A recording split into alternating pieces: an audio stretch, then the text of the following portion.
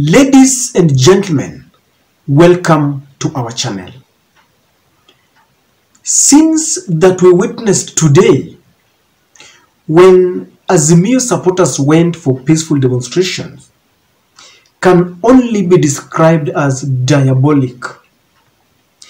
The one that I'm about to show you that is really touching is the one of police officers lobbing tear gas canisters on journalists. And in particular, there is this video I'm just about to show you where a police officer in civilian breaks into a journalist's car, lobs tear gas canister. And then there is a part, I'm just explaining so that you know what you expect. There is a part where his colleague, another police officer in uniform, goes and opens the vehicle, opens the door, but you hear someone shouting, another police officer saying, "Funga, close." In short, there is a lot of smoke inside the journalist's car, but they don't want it to be opened. And in the end, because you've seen what is happening, some of them are nursing serious injuries. Watch this video and please describe what you've seen in maybe a few words, because to me it is diabolic, horrific, satanic. I don't know how to just say it.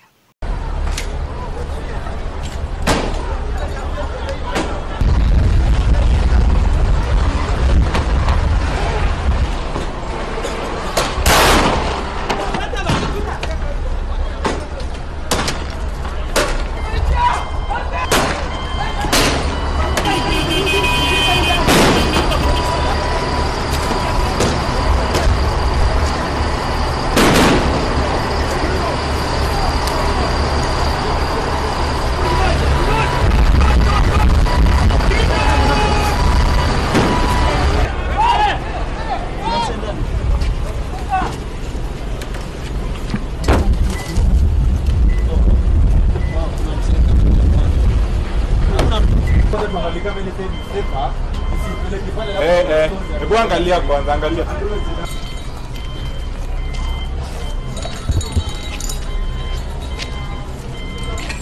Ambulance inatokea wapi? Wamesema inakuja na drum, ambulance inatokea wapi? Inakuja drum. When you watch that video, this civilian, I understand he is a police officer by the name Adonu Kipto. His image has been viral because he seems to be inclined into dealing with the Azimio supporters. The Inspector General, Japhet Koome, must take action. The IPOA must take action because this guy, his image is known, the name is known, where he is stationed is known. I don't understand why the police must target the media. Because partly we understand that Ruto administration is at loggerhead with certain media stations, and it is dating back to the campaign days. They feel that certain media stations did not support their bid to ascend office, especially NTV and Citizen, and they have always targeted them. It could be a revenge mission because they felt that these stations were supporting Raila Amolo Odinga's bid to become the president. I don't know, it was because of the coverage, the airtime that Raila was being given. They have argued that Raila was given much more airtime than William Samoei Ruto. But as I've always indicated, let us speak the truth. Let us assume that that is the case. William Ruto is now the president. The buck stops with him. He cannot harbor vengeance in his heart because it means he will kill everyone. You know, when someone is campaigning to become the president of this country, You do not expect each and every person to support you. That is why we had Raila Amolo Odinga, William Ruto, Wajakoya and all that, so that people have myriad of choices. But once you find yourself in that seat, like the Kisii governor put it, that he scored using his finger. You remember the goal that Messi scored, the finger of God, they describe it. He tells Ruto, even if you scored using your finger, right now the buck stops with you. And William Ruto cannot start following those who did not support him, because it's obvious that I know there were policemen who did not support him, maybe some media station that did not support him, some politicians who did not support him, but will he follow each and every person who did not support him? Is he now trying to insinuate that when he contests to become a president, then everyone, the over 20 million Kenyans who are liable to vote must support him, so that if you don't support him, then you are on the wrong side? You know, I'm saying this because recently they came up with allegations. They came up telling us that this is a company, so that if you didn't support them, then you don't have shares. These people went to the courts and they tried to gag them. At first, there was this letter from the Communications Authority of Kenya, and when the media went to the courts of justice, the attempts to gag them was thwarted by the courts. But it seems that they are not relenting. They have now decided that they want to use excessive force against the media. I don't know whether they still feel that the media is supporting Raila. Raila Odinga is now an ordinary senior citizen. And so the media has got the right to cover, the right of coverage to Raila rallies, because in the process they can also, you know, tell Kenyans if there are rogue demonstrators who are breaking into people's property. They are there to show. But I understand why these people are afraid. They want to use excessive force. They want to kill people. Because the video that you've seen, that police officer in uniform, that guy is an assassin.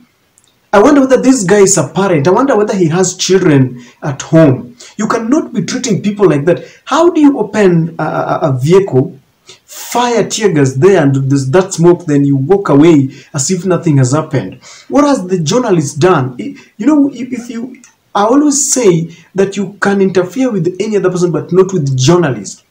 Because when they are cowed and they decide not to cover what is happening, we will have chilling murder, bloodshed, because there will be no one to air this. Ladies and gentlemen, I think we must stand up for our rights. That video must go viral, and the IPOA must do something. Inspector General cannot explain this. You cannot even defend this police officer. If it was against some people who are demonstrating, then you can even lie that they were unruly. They were maybe throwing the stones. You can lie about those who are demonstrating. But journalists who are inside a car, inside their vehicle, then you go and break into their vehicle, and you know that alone is even destruction of property. And I want to call upon institutions that are mandated to follow this case. Let them follow this case, because I'm imagining, what if we have such police officers, just 1,000 of them, distributed all over the country, some in Nairobi, in Mombasa, in Kisumu? How many lives will we lose? These are people who can kill without blinking, ladies and gentlemen. And I think this is wrong. It must be condemned. We cannot have a situation where we are turning into a banana republic. In fact, such scenes, if you ask me, will radicalize other Kenyans, and when they see the police, there is already an enmity. You cannot just be beating people anyhow. People who go for demonstrations are only exercising their democratic rights, and you cannot take away that. You cannot interfere with it. Just the same way, if we see anybody interfering with the police, then we will condemn it, because the police must also maintain law and order. Within the law, everything must be done within the law. We cannot go beyond the law. I always tell you that anything beyond the law is anarchy. That is anarchy. And no wonder there is an enmity between the police and the people. Unachokoza watu bure.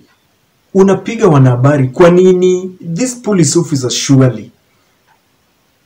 This is so bad. It's so annoying.